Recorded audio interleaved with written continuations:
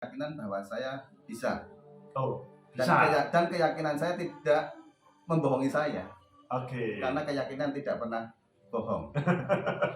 Apa yang membuat Mas Dedi yakin? Karena tidak setiap penonton ini yakin. Gagal pertama biasanya, aduh, baik. DPRD Sleman, nah, saya maju lagi di 2019, alhamdulillah kemarin saya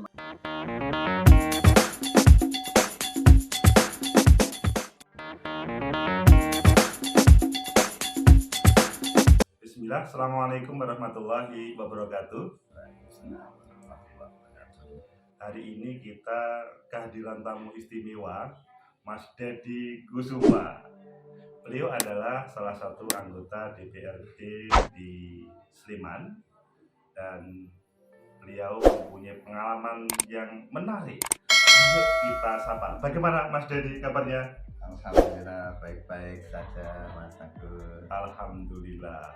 Jadi kalau mau Mas Dedi ngomong baik-baik, itu perjalanan dari Sleman. Sebetulnya Mas Dedi hari ini itu inginnya silaturahmi takziah. Tapi kena podcast Mas Dedi ya. Siap. Mas Dedi, Ya, siap. kalau berbicara pada waktu sebelum Mas Dedi terpilih menjadi DPRD dahulu, apa yang menjadi bayangan Mas Dedi sesudah lulus SMA atau kuliah dahulu? Ya, sebelum saya masuk menjadi anggota DPRD Kabupaten Sleman, saya tidak punya bayangan bahwa saya akan terjun di politik. Oh, Karena basic saya memang bukan dari orang-orang politik, cuman memang tapi sudah ada gambaran bahwa memang bapak saya seorang pecinta partai politik pada saat itu. Memang dari saya kecil memang saya selalu diajak bapak saya untuk ikut di dalam kontestasi politik, dalam arti memang kalau zaman waktu kecil dulu di era-era tahun 80-90 tentunya kampanye menjadi bagian pendidikan politik dan itu dirasakan dan dinikmati oleh sebagian besar warga DIY pada saat itu di tahun 70, di tahun 80, 90 tentunya. Kalau pada waktu Orde Baru ketika orang mengumpulkan massa, kampanye itu kan menjadi arah-arahan dan itu menjadi tontonan, sebutan tontonan dan juga tuntunan, karena di dalam proses kampanye ada mimbar terbuka menyampaikan program-program oleh partai politik. Nah, itu yang kemudian saya selalu diajak bapak saya pada saat itu untuk kampanye karena bapak saya kebetulan ASN. Pada waktu itu memang ASN itu diwajibkan Golkar. Oh, waktu itu Bapak sebagai ASN dan tidak seperti sekarang ya. Kalau sekarang itu ASN tidak boleh berpolitik. Kalau waktu itu boleh ya. Nah, sebetulnya kalau pada waktu itu ASN kan harus Golkar. Oh, harus Golkar. ya. Cuman karena memang dari waktu muda, pada waktu kecil bapak saya itu seorang PNI. Oke. Pada saat itu kampanye Golkar itu hanya diajak ke kantor, ambil kaos, setelah itu pulang ganti kampanye PDI. Nah itu ganti kampanye Golkar maksudnya? Enggak, kampanye Golkar ke kantor absen, pulang pakai seragam PDI, kampanye PDI. Itu yang mendorong saya. Kebetulan beliau juga selang itu beliau juga selalu aktif di dalam bukan di kepengurusan PDI, bukan, tapi sebagai orang yang memang cinta terhadap partai politik. Nah, diarahkan kebetulan selalu dimintai tolong pada waktu itu oleh caleg-caleg yang akan berkontestasi di dalam pemilu legislatif. Nah, kebetulan ketika pada tahun 2014, nah, kebetulan oleh para tokoh politik, bapak saya dikelompok anaknya suruh maju nyalek. Nah, pada saat itu di 2014 itu saya masuk di dalam sebelum di 2014 saya di kepengurusan PDI dari tahun 2000, sebelum 2010 saya masuk di kepengurusan PDI. Pada waktu itu menjadi ranting. Kalau di PDI kepengurusan ranting, ada kepengurusan di kelurahan atau di desa. Oke. Saya masuk di situ di 2000, sebelum 2010. Di 2010 saya masuk di kepengurusan Bersama anak PAC, cabang Kupang. PAC. Oke. Kecamatan. Mas Dedi, tadi Ya. kan bercerita pada waktu pemilu sebelum reformasi, arah-arahan di jalan itu menarik ya. Ya, Jadi betul. seperti pendidikan politik betulan dan serius gitu loh berpolitik. Tetapi sekarang ini kelihatannya hal itu malah dilarang. Mas Dedi coba dibandingkan antara dahulu dengan sekarang. Sebetulnya kalau ngomong ini, kalau seandainya para teman-teman ada yang menyusun undang-undang politik atau undang-undang pemilu, menurut Mas Dedi gimana sebaiknya itu? Apakah seperti sebelum reformasi dahulu, jadi pendidikan politik yang menarik menjadi tontonan, atau seperti sekarang seperti dalam ruangan itu, Mas Dedi? Ya, kalau menurut saya ada dua dimensi yang berbeda. Kalau dulu ibarat arah-arahan itu menunjukkan eksistensi sebuah partai politik, tapi kan zaman kan bergeser. Oke. Zaman bergeser. Tentunya kalau arah-arahan itu diterapkan saat ini, kalau dulu memang arah-arahan itu untuk menghibur Masyarakat. masyarakat dengan arah-arahan. Nah, kalau sekarang diaplikasikan sekarang, di mana banyak kendaraan bermotor, Oke. jalan juga semakin padat, lalu lintas semakin padat, tentunya itu membutuhkan kebijaksanaan kita semua. Tentunya pemerintah melalui KPU, Bawaslu maupun Panwaslu tentunya membuat regulasi supaya tidak lagi ya walaupun ada arah-arahan, ada pawai, ada kampanye terbuka, tentunya dikemas menjadi pendidikan politik yang lebih manusiawi, lebih soft tentunya dengan dengan memperdalam sumber daya manusianya, gitu loh, mengeksploitasi gagasan, ide atau kebijakan yang akan nanti ketika sudah jadi nanti bisa diaplikasikan menjadi sebuah langkah politik. Nah, ini sebelum Mas Dedi bercerita tentang terpilih, lah tadi kan bercerita bahwa dahulu tidak mempunyai gambaran menjadi anggota DPRD, tapi di 2010 atau sebelumnya menjadi ranting, kemudian cabang. Tapi yang tadi yang menarik itu adalah inspirasi orang tua. Pada waktu itu dia ikut berpolitik. Lah sekarang adalah sebetulnya Mas Dedi itu jurusannya apa sih sehingga kemudian jurusan pada waktu perkuliahan gitu Mas Dedi? Nah, kebetulan saya memang kuliah mengambil ilmu ekonomi. Oh, ilmu ekonomi. Ya, kebetulan pada waktu itu memang saya berorientasi sebetulnya pengen masuk di Visipol UGM. Oke. Tapi ya memang karena sama UGM belum direspon, akhirnya saya berpindah jurusan menjadi di jurusan ekonomi, STI-KPN. Jadi doanya Mas Dedi itu kepada Sang Pencipta itu dikabulkan. Tidak harus masuk Visipol UGM, tapi menjadi anggota DPR gitu. Itu Mas Dedi. Ya, betul. Memang ya mungkin jalan hidupnya seperti itu Mas. Mas Dedi, selanjutnya pada waktu 2019, waktu itu sudah serius untuk menjadi caleg atau hanya coba-coba atau semacam dipaksa untuk masuk itu tadi, gimana Mas Dedi?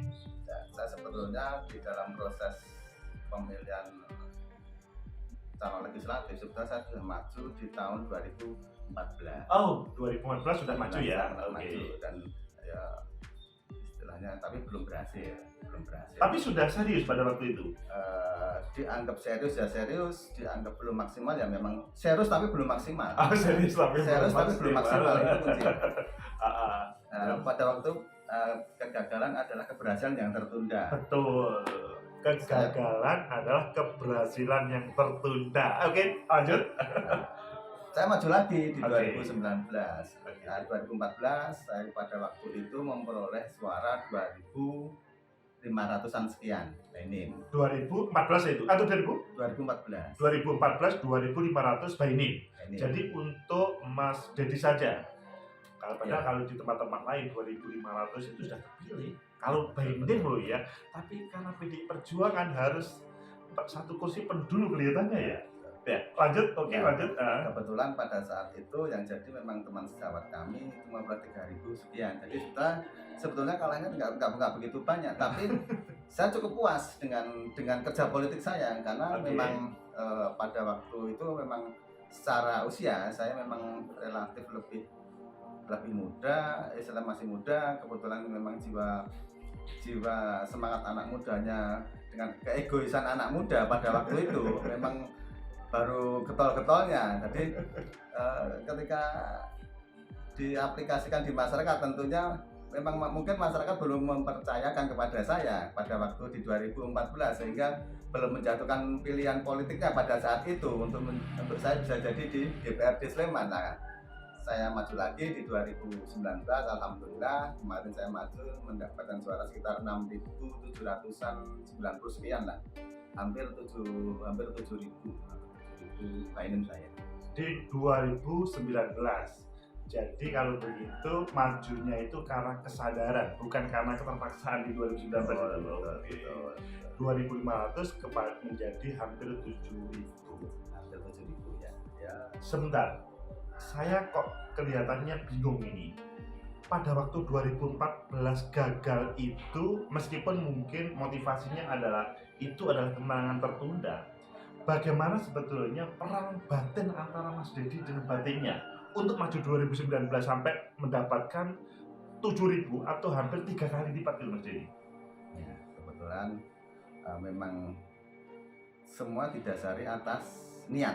Oke. Semua didasari atas niat. Ketika kita niatkan, kita selalu mohon doa kepada yang di atas, tentunya niat itu menjadi semangat kita untuk bisa dan berhasil, sebetulnya gitu Mas. Oke. Jadi orientasi saya gitu. Jadi ketika memang di 2014 saya belum maksimal dalam memperoleh suara, setidaknya suara di 2014 adalah suara loyalis saya, suara militan saya yang selama saya tidak jadi itu selalu saya pegang, selalu saya tegur sapa dengan mereka. Dan ketika hubungan 5 tahun saya tidak jadi masih bersemangat terhadap mereka pun antusias di dalam 2019 untuk bisa mendukung saya lagi. Karena apa? Oh, Mas Dedi pada saat kemarin 2014 saja tidak jadi, masih tetap semangat mengurusi partai, masih niat untuk maju lagi lah di 2019.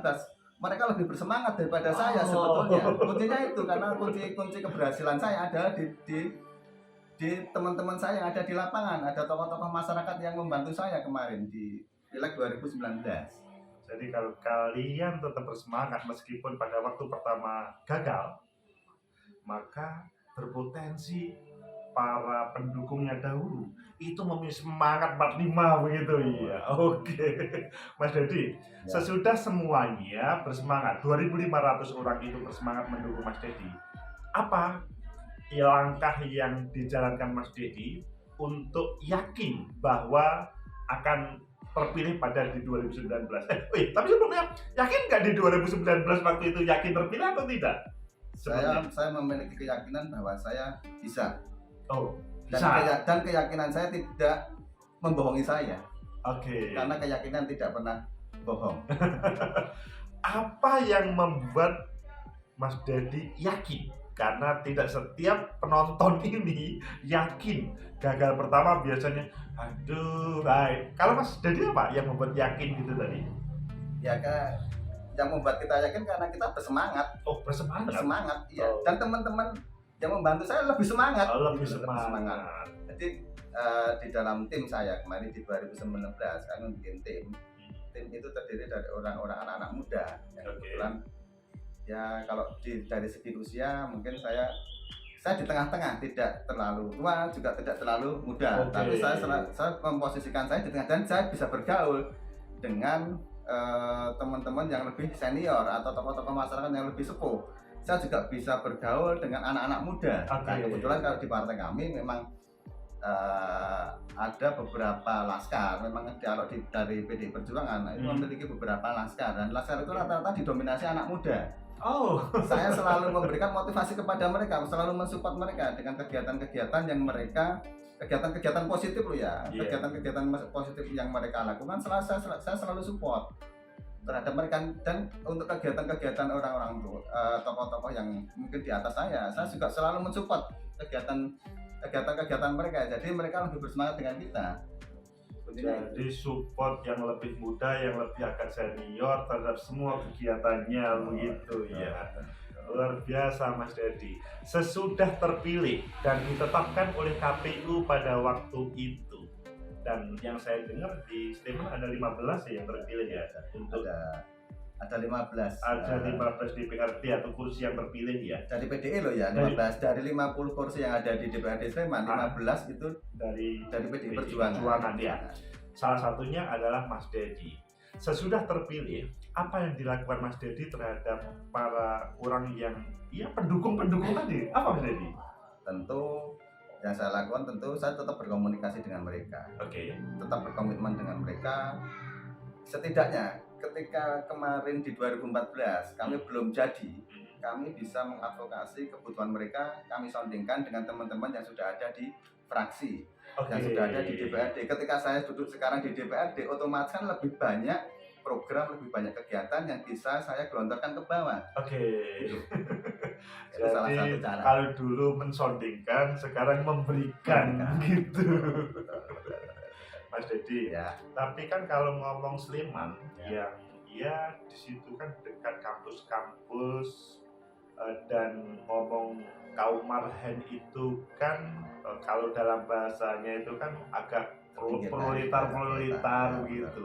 Apakah hal itu tidak menjadi gangguan kepada Mas Dedi untuk terpilih kemarin atau dalam memperjuangkan sekarang? Karena sekali lagi mereka masyarakat yang relatif terpelajar atau bagaimana gitu Mas Dedi. Apakah itu tidak mengganggu? Nah justru mereka yang terdidik adalah potensi bagi saya. Oh, malah potensi. Bagaimana potensinya? Ketika mereka ada ilmu, tempat tinggal saya kan di dekat kampus UGM. Di utara kampus UGM. Nah kebetulan kan kami selalu berada di kawasan kos-kosan, kawasan para mahasiswa yang belajar di UGM. Nah itu kan menjadi potensi bagi kami. Biasanya yang saya tahu, mohon maaf ini mungkin salah pemahaman saya, ketika agak dekat dunia kampus, teman-teman PDI caleg itu agak merasa kecil hati begitu. Gimana Mas Dedi? Nah, kalau saya tidak gitu, sudut pandangnya berbeda. Mereka potensi bagi saya pada waktu itu, mereka potensi bagi saya. Karena apa? Karena mereka yang istilahnya yang berdomisili di seputaran kampus UGM itu kan anak-anak muda. Ya betul. Mereka melek ilmu, melek teknologi, dan saya selalu berkomunikasi dengan mereka, walaupun tidak dalam porsi yang besar. Mungkin ada anak kos yang memang akrab dengan saya. Itu saya selalu sharing tentang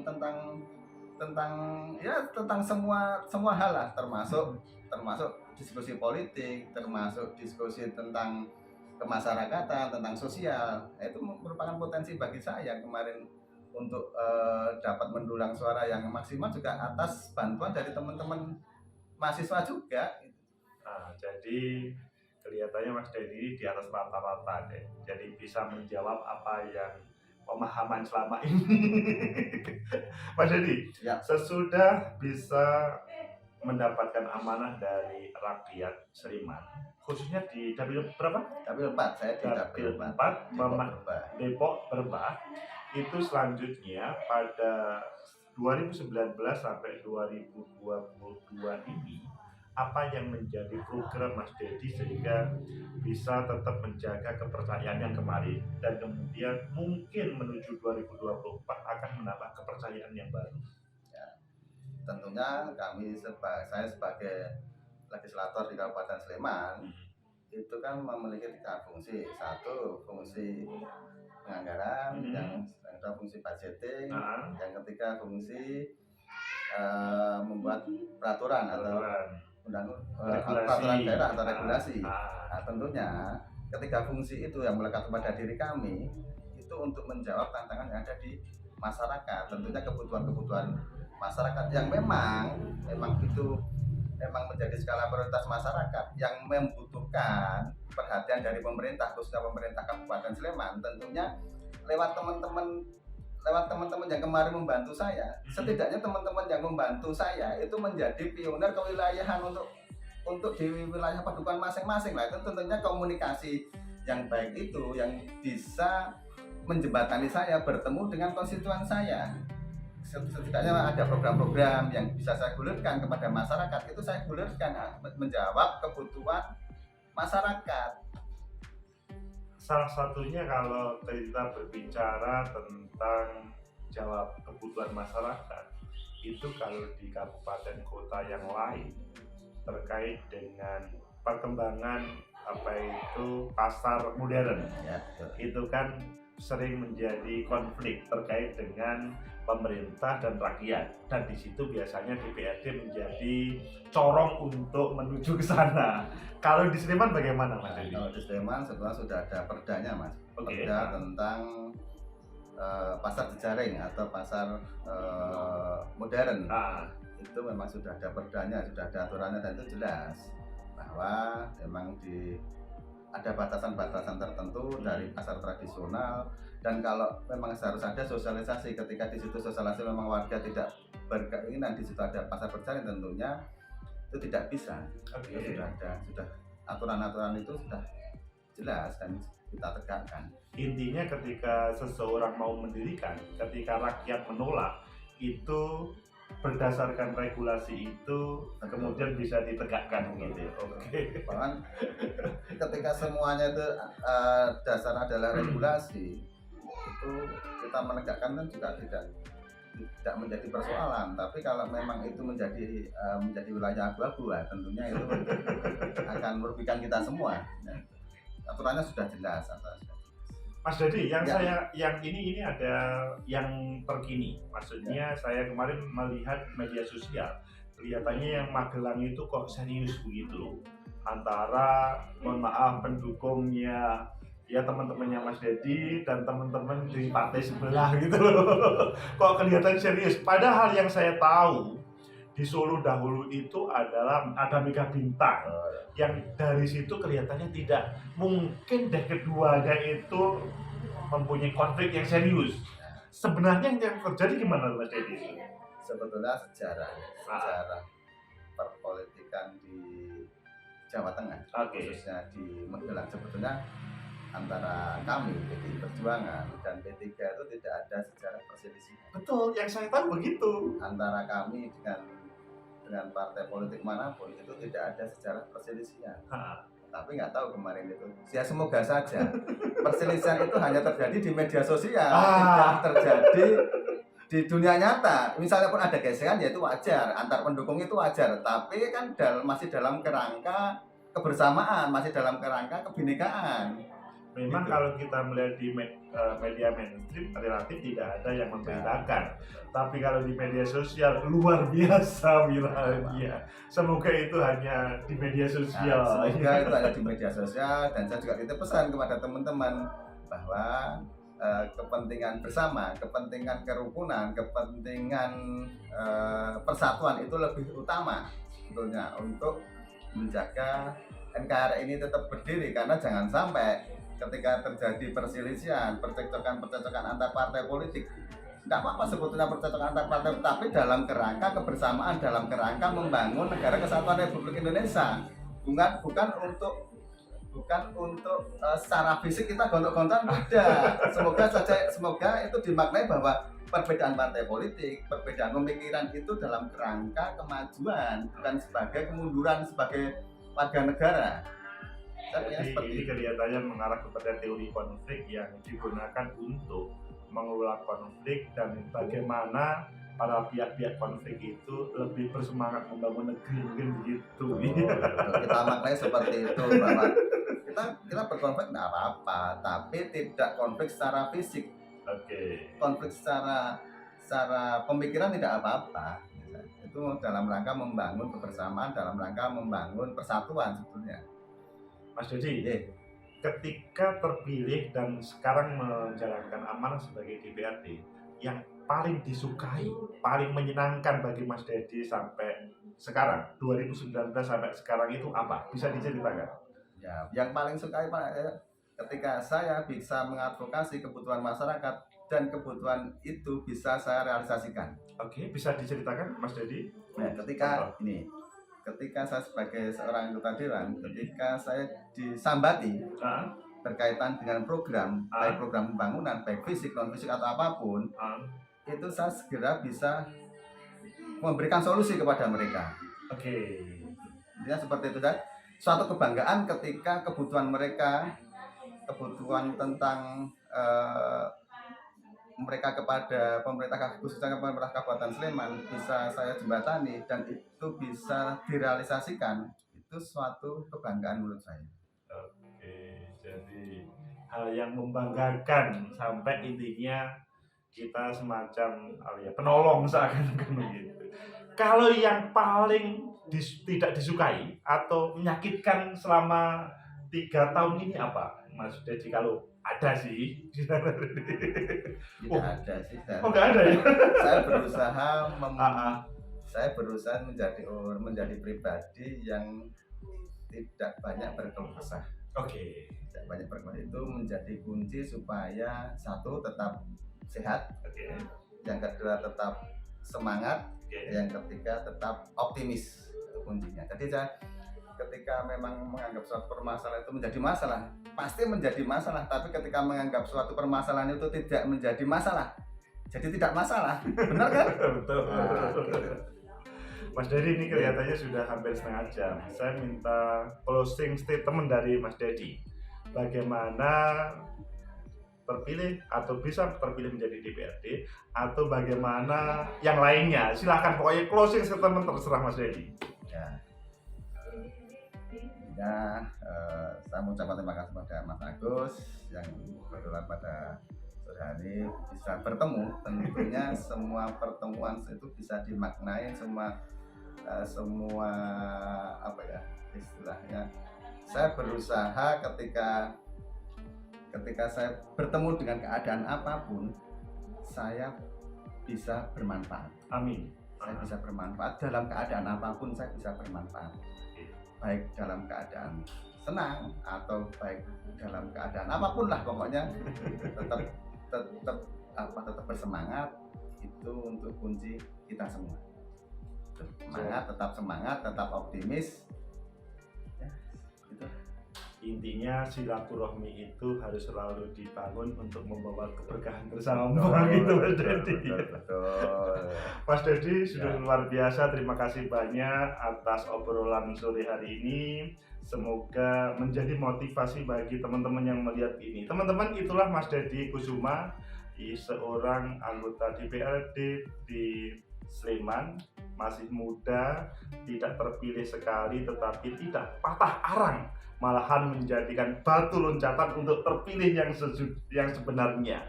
Semoga bermanfaat. Like, subscribe, comment, and share. Sampai jumpa. Merdeka, tetap semangat, menjaga persatuan dan kesatuan. Terima kasih Mas Dedi.